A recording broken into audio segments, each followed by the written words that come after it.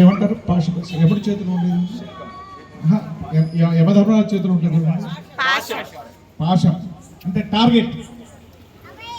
ఒక చేతిలో టార్గెట్ ఉండాలి, అక్కడ బొమ్మలే లేదు కానీ టార్గెట్ ఏంటంటే ఆయన చూసి వినాయకుడిని చూసి మనం కూడా డాక్టరో ఇంజనీరింగో ఐపీఎస్ఓ కావాలని ఏమి టార్గెట్ పెట్టుకోవాలి. టార్గెట్ కోసమే ఆయన చేతిలో ఒక పాశుపత్రం ఉంటుంది. యమధర్మరాజు చేతిలో అండి పాశుపత్రమా కాదండి, పాశ అట్లా వేస్తారుగా, యమపాశం ఉండాలి. అది అదేవిధంగా కిందికి వస్తే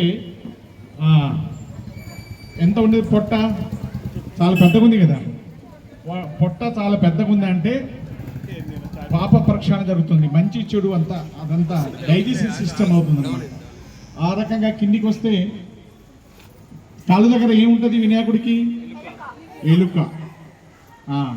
ఇంత పెద్ద గణేష్ నాయకుడి యొక్క వాహనం ఏంది, ఎలుక. ఇంత పెద్ద వినాయకుడిని ఎలుక మోస్తుందా? కానీ దీనికి ఏంటంటే కంప్యూటర్తో పోల్చుకున్నాం. కంప్యూటర్ చూసారా మీ ఇంట్లో ఎంత పెద్దగా ఉంటుంది, ఇంత పెద్దగా. దాని ముందు ఏముంటుంది, మౌస్. అది కూడా ఎలుకే కదా. ఒక కంప్యూటర్ యొక్క మౌస్ కంప్యూటర్ని కంట్రోల్ చేసినప్పుడు ఈ ఎలుక ఏ నాయకుడు ఎందుకు కంట్రోల్ చేయలేదండి? చప్పట్లు కొట్టండి. మన వినాయకుడు సూపర్ కంప్యూటర్ అయితే మౌస్ అనేది ఎలుక అనేది ఒక కంట్రోల్ చేసేది అనమాట. అంటే గణేష్ను కూడా ఎలుక కంట్రోల్ చేయకూడదని ఇప్పుడు ఇంత విజ్ఞాన టెక్నాలజీలో కూడా మనం కంప్యూటర్ మౌస్ వాడుతున్నాం. మౌసే కదా అంత కంట్రోల్ చేసేది.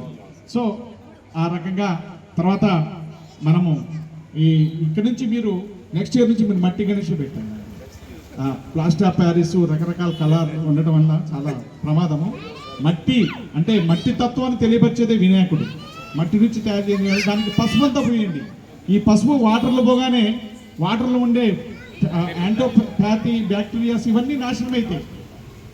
కాబట్టి మట్టి గణేష్ పెట్టి చుట్టూ మొత్తం పసుపుతో పూసేయాలి. అంటే అమ్మవారు పార్వతి గారు కూడా పార్వతమ్మ ఏం చేసి దేంతో చేసింది, గణేషుని పసుపుతో చేసింది. సో మన మట్టి తత్వము పసుపు కలిపి మనం మొత్తం పసుపు పూసేస్తే ఈ ఆర్టిఫిషియల్ కలర్ వల్ల ఏమవుతుందంటే చాలా ప్రాబ్లము. మనం జల కాలుష్యంతో అక్కడ చేపలు గీపలు జలచరాలు కూడా చనిపోతాయి. నెక్స్ట్ టైం ఏం చేస్తారు మీరు ప్రామిస్ చేయాలి. నేను నెక్స్ట్ టైం కరెక్ట్గా వస్తాను. ఓకే, గట్టి సంకల్పం చేసుకోవాలి. మట్టి గురించి చేసుకోవాలి. మీరు చిన్న విగ్రహం మట్టికి పెట్టినా కానీ దాని డెకరేషన్ ఎక్కువ చేసుకోవాలి.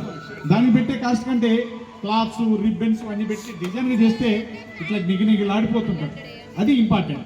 లైటింగ్స్ ఇవన్నీ డెకరేషన్ పెంచుకోండి దయచేసి. అట్లాంటి ప్లాస్టర్ ఆఫ్ ప్యారిస్ ఇవన్నీ అడ్వైజబుల్ కాదు. సరే ఈసారి వినాయక్